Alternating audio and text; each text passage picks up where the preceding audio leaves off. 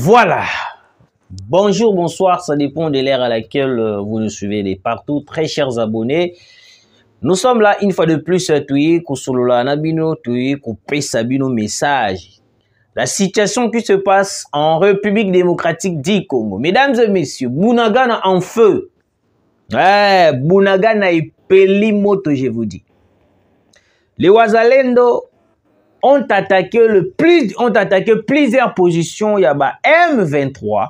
En ce moment, Makambo et Kokende. Très kitoko parce qu'il y a des cadavres. À côté, il y a M23. Qu'est-ce qui se passe réellement? Corneille Nanga.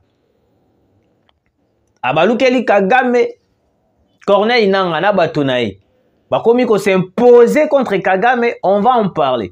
Tout d'abord, je vous prie de partager l'émission, de commenter et que ça la biso vrai bien parce que boyebi que dans tant que toyaka ko informer bino et ça la biso vrai bien to pesi ba mote na biso na bato nyonso balanda biso boza de partout, surtout ba abonné na nga mingi ya Rwanda ya Angola o ba komela kanga ernion surtout na ba WhatsApp na nini na pesi bino mbote. Mesdames et messieurs, en ce moment, la République démocratique du Congo, nous allons face ya complot moko oyo dongolo miso ba ko sala pour na déstabiliser la République démocratique du Congo. Alors, écoutez, pour na ko bimana kati ya complot oyo ba ko lukila biso. Parce que les Occidentaux ba ko viser beaucoup plus Tshisekedi. Pourquoi ba ko viser beaucoup plus Tshisekedi? Ba ko viser Tshisekedi parce que la diplomatie agissante ya Tshisekedi ndeye ko pousser bango ba yeba nini ko coincer Tshisekedi jusqu'à ce que ba yeba na ko récupérer mabele na biso. Parce que en ce moment mabele ya République démocratique du Congo, ya est de la République. Nde yango bango ba nango besoin. Le plan Oezala qui est réalisé par Hippolyte Kanambe Kazembere, Joseph Kabila, qui avait signé plusieurs accords qui étaient à la base ya céder la partie est du Congo. Olive Lembe était passé, avait fait une vidéo qui na Goma, on l'avait filmé pour dire que non, Kabila avait terminé la guerre avec un simple stylo. Le message était clair. Elle voulait nous dire simplement que non, Kabila avait terminé la guerre. Il y a signé d'accord. La chose, oh, Tshisekedi a kolingate kosala. Nde yango, Olive Lembe, il était en train de rappeler Tshisekedi que non, il faut aller signer les accords pour que la guerre est si la nakati mboka na biso. C'est aussi le pensée de la communauté internationale. Parce que la communauté internationale, en ce point, baza ko penser que non, Tshisekedi il faut la coincer, Tshisekedi il faut comment je peux dire, bloquer, parce que quand Tshisekedi sera bloqué, c'est ainsi que non, Tshisekedi va recourir na place où wapi ya koyeba na nini ko signer ba accord. Non seulement signer les accords, mais Tshisekedi va faire la continuité des accords. Pourquoi? Parce que déjà Kabila avait signé les accords avec les M23, il faut qu'on se le dise, mesdames et messieurs. Mais Tshisekedi, ce qui andimi, qu'on signe l'accord, cela veut dire que Tshisekedi accepte de continuer cet accord qui était signé par Joseph Kabila Kabange. La personne qu'on considère comme un étranger, la personne qu'on considère comme un Rwandais, la personne qui a maltraité la population congolaise, mesdames et messieurs, laissez-moi le dire. Alors, mesdames et messieurs, dans le stade Otokomi na yango, il y avait sommet moko ingake salama na mboka na biso. Ouais.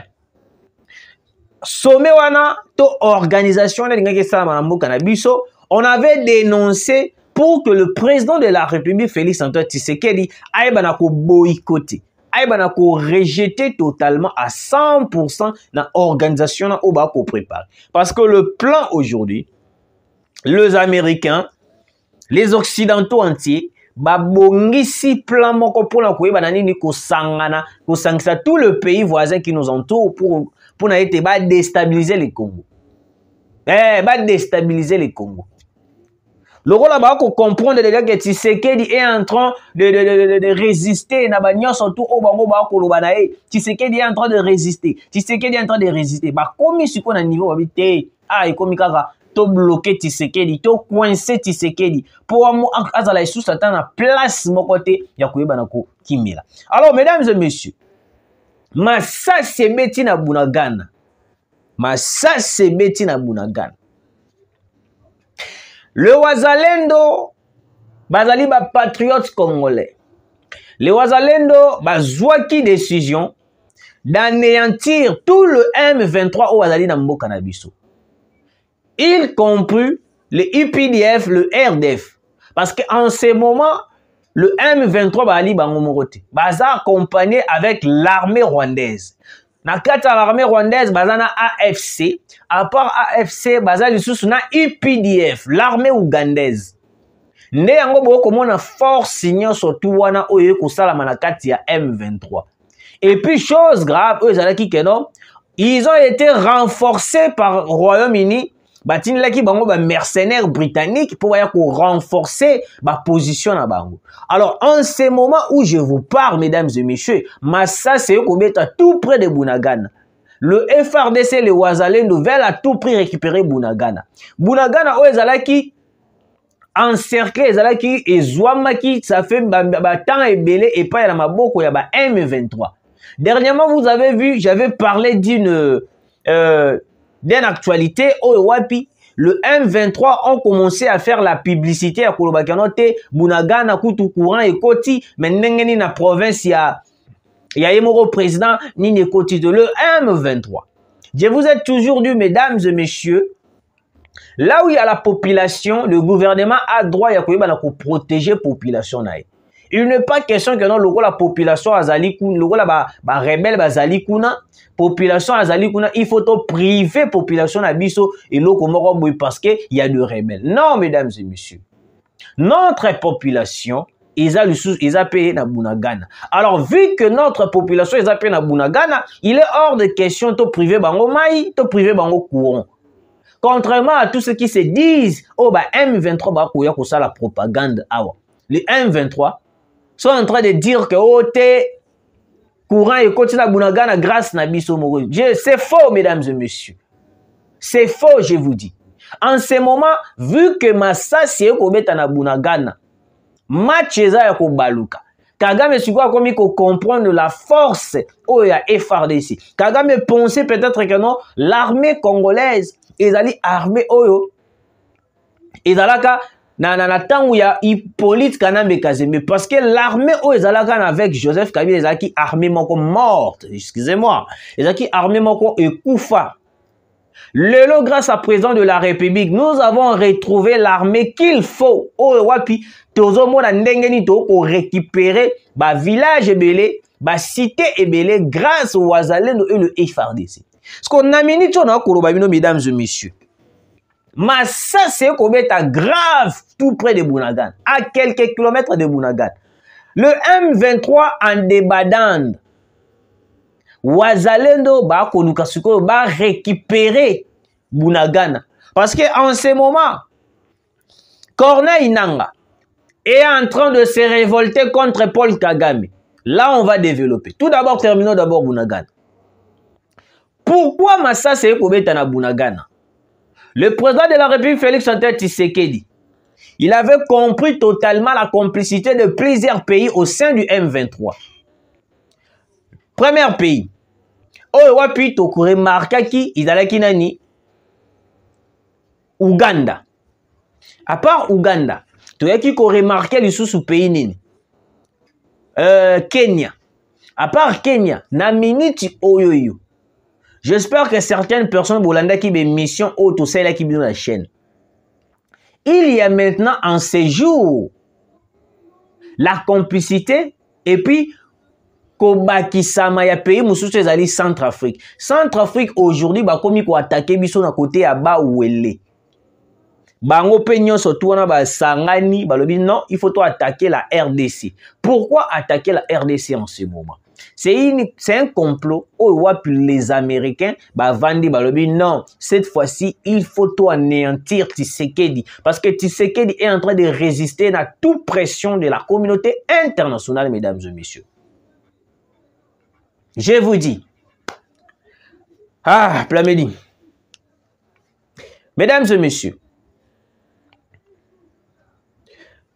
pourquoi Tshisekedi a pris la décision de quitter l'EAC? Pourquoi le Burundi a pris la décision de quitter l'EAC? En ces jours, la complicité de plusieurs pays oyo wapi ba ko se comploter contre biso et ko se ngala biso te to zalara malamu. Parce que tout d'abord, la déclaration de William Ruto au Asalaki na États-Unis, le président de la République Félix Antoine Tshisekedi n'avait pas apprécié. Il faut qu'on se le dise. Nde yango wapi tokomaki kokanga même na ba Kenyan na kati ya M23. Ce que Tshisekedi déjà à comprendre déjà que non, ba pays ebele o wapi na ko sekana bango, ba pays ebele o bali ko entourer nga, la plupart bazali na bango complices. La plupart bazana bango ko rejoindre les M23. La plupart ba ko soutenir AFC. La plupart ba ko soutenir mouvement M23, ba ko soutenir Kagame. En réalité, le M23 c'est Kagame. Donc soutenir le M23 c'est soutenir Kagame. C'est ça la complicité de plusieurs pays au wapi ba ko landa biso. Net lelo, mesdames et messieurs. Na ba chaîne na biso ya YouTube. Tokoma même na bobangi ya koyeba na koloba ka ba vérité mususu to ko bimisa ka ba stratégie mususu parce que les Rwandais aujourd'hui va koma ko tal plusieurs chaînes congolais parce que ba comprendre déjà que non ba youtubeur rebelle ba communicateur rebelle ba lekaka na ba YouTube ba yaka ko bimisa ba stratégie ya armée na bango. Alors soki to ko landango il est mieux Koyoka et puis ko pesaka ba stratégie wana Paul Kagame. Dernièrement awa wana parlement na Rwanda. Ils ont adopté une loi. Ils ont adopté une loi au Wapi. Il faut soutenir le rebelle M23. Même la population rwandaise vous a obligé à soutenir les rebelles M23. Wana ezala que loi moko adopté na Rwanda. Alors, toleka koti wana. Qu'est-ce qui se passe réellement na Bunagana? Mesdames et messieurs, vous avez remarqué ba prouesse ces derniers temps il y a armée congolaise avec le Wazalendo. Tangu Bintu Keita ayaka awa koyoka ku ayaka ku bebisa image ya ba Wazalendo. Ezalaka te pona ko sepelisa munoko non asala kayango parce que ba yebi déjà que non force ya Wazalendo parce que tangu l'armée congolaise ba koloba que non te 24 heures par exemple il y a cessé le feu le Wazalendo bazali ba militaire te ce sont des patriotes congolais ndenge moko ndenge zali na Ukraine la population ukrainienne batele makapona koyoba ko bundela ekolo na bango eza ndenge moko pe na biso awa congolais o atelemi po bundela ekolo na ye to bengaka ye Wazalendo parce masasi oyo ko beta na Bunagana eza ya kosakana te moto eza na Bunagana des tirs et des tirs yo ko beta na Bunagana parce pourquoi le M23 ba ko résister ya koyeba na ko garder toujours Bunagana parce que Bunagana ezali na frontière tout près ya pays o ezali ko infiltrer biso parce que loka ezali pembeni na pays o ezali ko infiltrer biso yango lo moni ba ko résister na Bunagana parce que ravitaillement na bango mususu esalamaka à travers Bunagana ravitaillement na bango ebele esalamaka à travers Bunagana c'est pour cela le M23 ba ko résister de ne pas laisser Bunagana de ne pas abandonner Bunagana. Mais ça c'est kobeta depuis 15 heures. Mais ça c'est kobeta na Bunagana. En ce moment, ndenge zabwe soki to bundi kitoko avec notre armée, avec le Wazalendo, nous risquons aussi de récupérer Bunagana na maboko ba M23. Yeah! Parce que Bunagana wana ndenge zali bongo, ezali place au wapi soki to botoli bango yango. Même ba ravitaillement na bango mususu ekosala mate. Soki boko mona ke ba kozala ravitailler à chaque fois ravitailler, c'est parce que aussi Bunagana pe eza pe kaka place au bango pe bazui bakangi. Dernièrement to mona ki ndenge nini ravitaillement ya ba M23 baneko ekota à travers Bunagana. Bunagana, Bunagana, Bunagana, Bunagana. Masasi ekobeta na Bunagana. Le Wazalendo bako déclaré bako loba surtout. Plusieurs Wazalendo nous écrivent. Balobi kena ndeko na biso rabi. Na minute décision na biso makasi komini to récupérer Bunagana. Parce que Bunagana na minute oyoyo. Le M23 bako sala bako sala ki orgueil makasi. Bako tombo makasi bako tombo la Kagame makasi. Pourquoi? Parce que baza bloqué Bunagana. Bunagana ezali lié facile pour na koyeba na ko ravitailler bango, place facile pour na koyeba na nini bazwa kamando ki baya kubeta ka population congolaise. À part ba localité mususu ba cité mususu o bazali, mais Bunagana penende ezali pena place wapi pena keno ba vanda ba tia ba siège na bango. Dernièrement, awa bautaki ko sala radio na bango moko ya ba M23 ya ba Rwandais wapi na Bunagana. Parce que nyonso wana ba ntango ba ko sala ngo Tshisekedi e ko pesa esiko okanda. Alors que on avait fait une déclaration en disant que non, communauté internationale, il est temps ya ko benda Kagame matoyi ko yebisa ke na abimisa ba homme na ye na mabele na biso. Mais la communauté internationale vit que bazali complice na oyo nyonso to ekoleka na res publica na oyo nyonso to ekoleka awa. C'est pour cela jusqu'à ce niveau ils n'ont rien à faire pour déjà bango moko ba ko ravitailler ba ko pesa Kagame minduki o Kagame a ko pesa le M23. C'est pour cela que mon attend to akizaka les États-Unis que non il est complice il faut bondimela la biso. Bazarane loko kolobate à part de venir ici dire que non ya kuwangala que non te biso to ko soutenir le Rwanda te to ko soutenir le Rwanda te. Alors que conscience na bango ba ebi normalement que non te biso ndere toujours soutenir le Rwanda. Si ce n'était pas le cas, pourquoi William Ruto a été aux États-Unis pour faire cette déclaration en koloba que non te problème il y a RDC zali problème moko il faut qu'on solola kaka ko signer ba accord parce que le langage était clair, il faut signer les accords. Mesdames et messieurs, en ce moment prions Dieu pour que toi bala ko récupérer Bunagana wana parce que ma sase ko bezo beta na Bunagana eza ya ko sakana te. Je vous assure mesdames et messieurs, ceux qui t'ont récupéré Bunagana lelo t'ont bloqué parce que en ce moment na minute mesdames et messieurs président de la République a lembi déjà makambo ba barrière. Na minute oyo Rwanda na biso etiki komi kaka tocha mur. Rwanda na biso etiki kaka tocha mur. Parce que to komona déjà à lire makambo yoko kendela avec Kagame to kozala lisusu bienti. Lokola to mona ki complicité à EAC. Le président de la République a dit non, il faut to récupérer Bunagana. En récupérant Bunagana, tokozala pe sous na facilité ya koyeba na kubeta bango sous na ba poursuite tikali. Le président de la République avait pris la décision de se retirer na kata EAC. Et puis le Burundi a se retiré le sous na kata EAC. Mesdames et messieurs, pays oyo peut-être tozana ngo confiance o lelo soki to lobby boye ye pas lobby boye a kotambola na maluba na biso mibale ezali kaka Burundi. Angola awa kaka Angola awawa. Pour dire la vérité, est-ce que boyebi te que non le président Angola arakinois a congolais ya awa?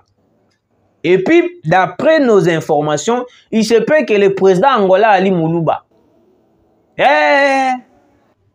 Parce qu'un Congolais a ndimi ko teka frère naye Tshisekedi pour la pression ya ba américain. Et puis d'après nos informations, autozui na kati ya mozindo. Toyeko comprendre, toyeko tala, il paraît que le président Joao Lorenzo a cédé la pression aux États-Unis parce que a négocié troisième mandat. Ce qui bomoni le Rwanda et plutôt l'Angola a cédé la pression aux États-Unis, c'est parce qu'il est en train de négocier le troisième mandat vers, auprès des États-Unis. Parce que le Rwanda a négocié le troisième mandat. et cause elle est favorable à obéir na les Américains bakoye bisai. Vous voyez place auto comme siko mesdames et messieurs. Parce que pona Sassou Nguesso est déjà, il est au service des Occidentaux. Vu qu'il est au service des Occidentaux, il est impossible à boycotter les Occidentaux parce que le marionnette, il y a France, marionnette, il y a Joe Biden, marionnette, il y a Occidentaux, Sassou Nguesso. Il est incapable de dire non à la communauté internationale. Il est incapable de dire non à Occidentaux. C'est pour cela qu'il avait facilité le coup d'État au côté la Kibiso à travers Brazzaville. Je vous dis, il est tellement hypocrite. Il y a quoi balanini kotika bato baya ba ko infiltrer biso pour baya na ko quoi il satisfait. Le président de la République, il est tellement protégé. Même Nzambe moko atalo boko ya likolo ya mokonza mboka. Nzamba kolinga te amona Tshisekedi akoya parce que Tshisekedi azali Josué d'Afrique. Ndenge moko ndenge mama Adèle Kaina Maïna loba. Tshisekedi azali Josué d'Afrique. Il est impossible en ce moment de perdre Tshisekedi.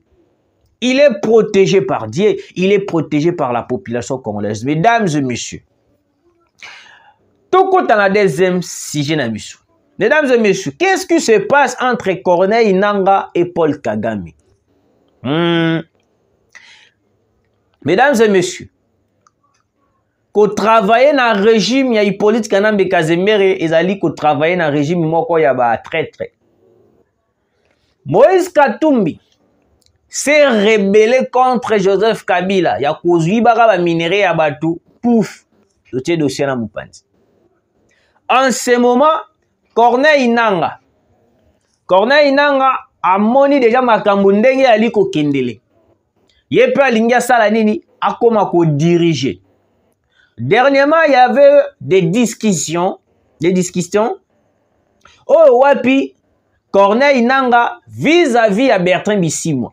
Babane ko discuter pourquoi Corneille Nangaa komi na idée ya koyeba na ko diriger le M23 ko diriger ba RDF na ba IPDF. Bertrand Bisimwa alobi bo yo yekaka sikoyo. Toyebi ku position na yo te, peut-être yo ko infiltrer biso, toyebi ku tu makamno ndenge moko ndenge oyeli te, mais okomi ko luka déjà koyeba na nini, koyeba na ko diriger mouvement. Sache-le très bien, to ko tika yo te oyeba na ko diriger mouvement. To ko talela yo na misu. Parce que c'est de là que tout a commencé. Parce que Corneille Nangaa yo souci na yo komini. Yende akoma à la tête, ya oye, ya ndengi, ya plutôt akoma à la tête a remplacé Bertrand Bisimwa. Voyez un peu l'idée au wapi motowana a ko proposer to motowana a ko luka ko sala envers bato na ye oya kendela amona bali bato malamu. Parce que Corneille Nangaa pour na ye ce qui a dirigé le M23 n'est à comme niveau mokona Tshisekedi. Corneille Nangaa pour na ye ce qui a dirigé le RDF, le UPDF n'a commis logo la Tshisekedi. Mais ce qui a zaka na position na ye kaka ndenga azali wana, il est hors de question. Pour na ya komi mona kaka alimbolombolo. Corneille Nangaa, sachez-le très bien. Le jour où le Wazalendo bakokuta na auto le FARDC bakokuta na on front, okobika te. Okobika ata mokiete. Parce que oyo ko sala na population congolaise, okomi ko participer na massacre ya population, okomi ko participer na ba viol.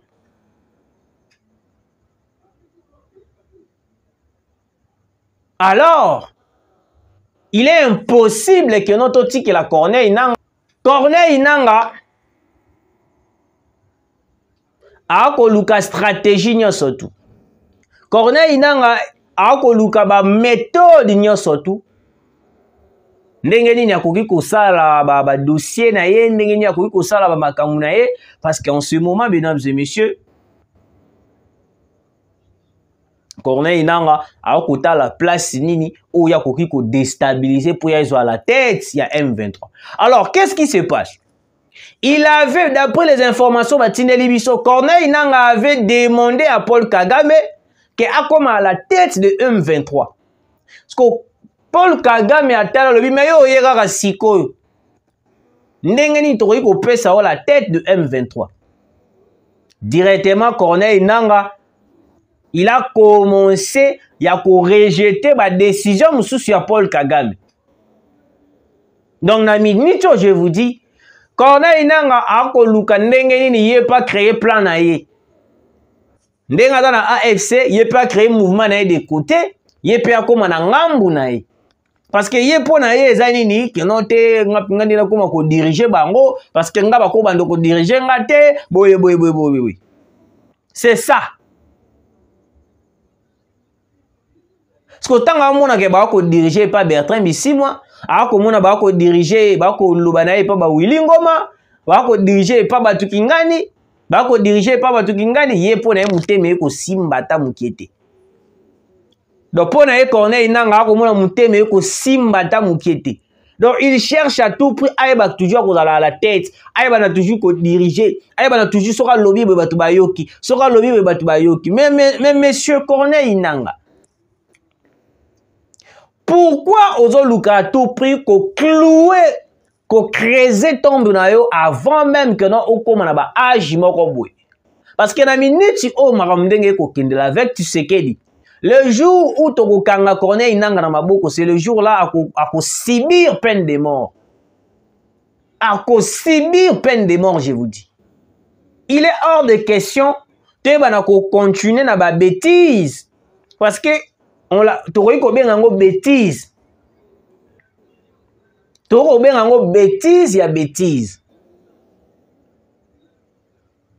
A ko luka ndenge nyonso tout comment est-ce que akoyeba na nini ko zwa pouvoir parce que yé pour ça na ezali na ayeba na kozala la tête, ayeba na ko diriger Bertrand Bisimwa dans la simana. C'est ça. Et puis le jour où il y a yoki que non te ko simbate yo faut ça il a commencé à se rebeller contre Paul Kagame. Match à ma base qu'on a kati kuna. AFC est comme qu'on s'est rebellé, et comme qu'on s'est révolté contre Kagame. Parce que bango nyon surtout na baka na chef moko. Chef na bango yali Kagame. Ce que tant ba ko mona chef na ba, tant ce ko yo ko s'est révolté contre chef na yo, cela veut dire quoi? Cela veut dire que non, on a peut créer plan na yo moko, OK na ngambu na yo.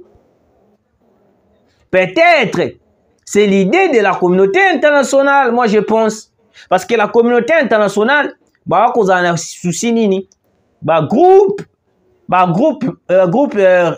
y a rebelle et bah na cause la moi ébélé na est de la République. Parce que tant que cause la moi ébélé, de ce par là et que pousser bango nini, tindika Tshisekedi kendo signé, Tshisekedi kendo signé.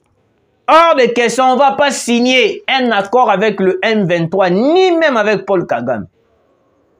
Le seul accord que signé avec Paul Kagame et Zali Kazakeno, Paul Kagame a Zouabatunae a bimisa bango na mabeye na biso.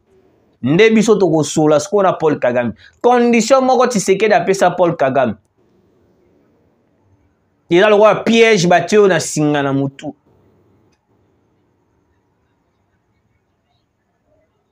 Bimisa batuna na mabele na biso zongisa bango Rwanda. Au cas contraire, toko continuer na yo ko bomaka toujours tous les M23. Parce que biso toko zwa bango lokola ba mpese. Parce que plusieurs morts na est de la République ba Congolais ba ko kufa na est de la République ba Rwandais ba leki biso na valeur.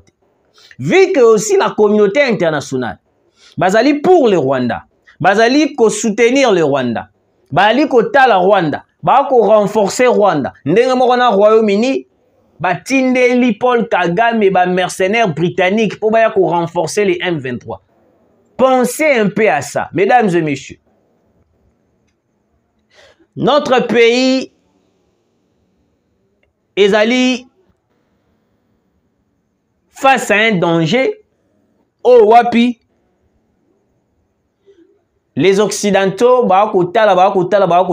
non, awe kosengaka il faut envoyer Tshisekedi parce que Tshisekedi ndenge nini ako bloquer biso. Kabila sedaka facile, Kabila atikaka na facile, mais comment est-ce que Tshisekedi jusqu'à présent il a continuer toujours ko résister contre nyos tout kosala.